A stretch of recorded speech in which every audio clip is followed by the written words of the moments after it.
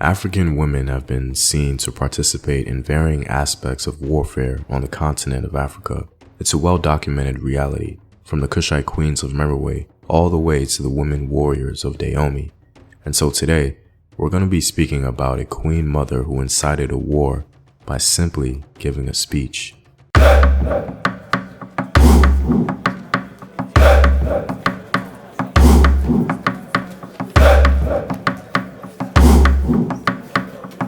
What up, African world? It's Somsi here, and welcome back to another video of African history, culture, and worldview. By supporting this channel on Patreon, you're helping in the creation of these videos and contributing to this content.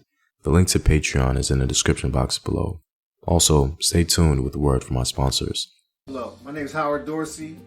I'm 54 years old. I'm here to talk about my experience with Herbal Results. I was getting sick, so I went to the doctor. They told me that my blood pressure was high, my cholesterol was borderline or high, so I was very sick. Sometimes I thought I was dying at some point. And I ordered a bottle of olive leaf extract. This is how the bottle comes in. And within the first probably week and a half, 2 weeks, I checked my blood pressure and it was back down to normal. It was like 120/80. My cholesterol went down to 125. I definitely believe that olive leaf extract from Herbal Results saved my life. And that's real. I recommend it to everyone in my family, my friends, and we've seen a lot of results in that manner as well. Purchase now at herbalresults.net. In the 17th century, the region that we call Ghana today was the home of a powerful African state known as the Ashanti Empire. At its height, it covered most of modern-day Ghana. The Ashanti were a federation of Akan ethnic groups united in 1697 under what is known as the Golden Stool. This symbol of the Ashanti people was of utmost importance. The story of the Golden Stool is of interest. The Ashanti established their state by defeating the Dankiera, the strongest power in Ghana at the time. To ensure the unity of the federation, Osei Tutu, the founder of the Ashanti state, needed a symbol to thread the Akan groups together. The answer was found in the Golden Stool, which Osei Tutu's priestly counselor, Komfo Onoke, is traditionally said to have brought down from the sky. The story runs as follows. Onoke promised the king that he would conjure from the heavens a stool which would be the symbol of his authority and of the unity of the nation. It would be the repository of the soul of the nation and would have the powers both of bestowing prosperity and of warding off adversity. The British began to control all the coastal forts in Ghana around the early 19th century. This put them on an obvious collision course with the powerful Ashanti further inland.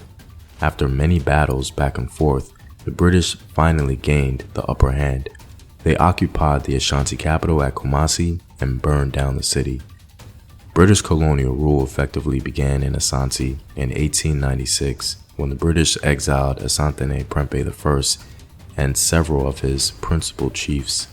Aware that the Golden Stool embodied the soul of the nation, the British equated the political conquest of Asante with ownership of the Golden Stool.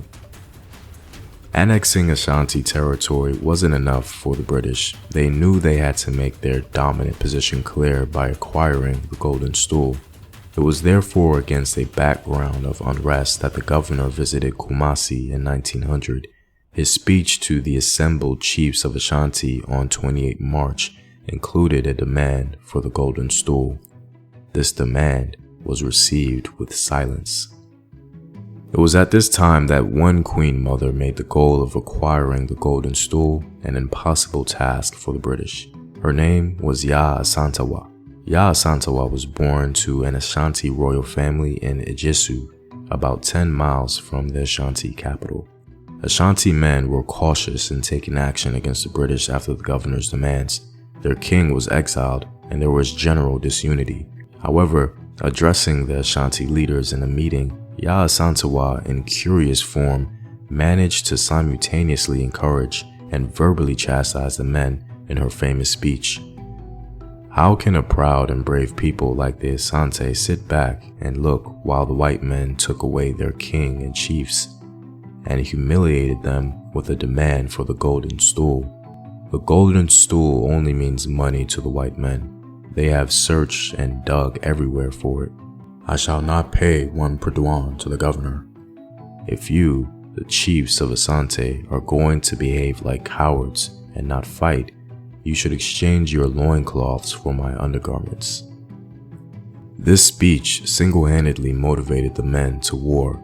The Ashanti laid siege to the governor at the Kumasi fort, and the skirmishes had begun. When the governor invited the chiefs to negotiate with him, she sent to tell them, "I have loaded my gun, and not for nothing." In the end, the revolt was weakened largely because only Edwesu and a few areas around Kumasi participated in the brief war. Ya Asantewa, like King Prempeh I, was exiled and died shortly afterwards. She's honored and remembered with a statue in Ghana today. One interesting aspect of the history remains, however. The pre-war goal of keeping the integrity of the Golden Stool intact was upheld. The Ashantis still claim victory in the war because the British never got to sit on the Golden Stool.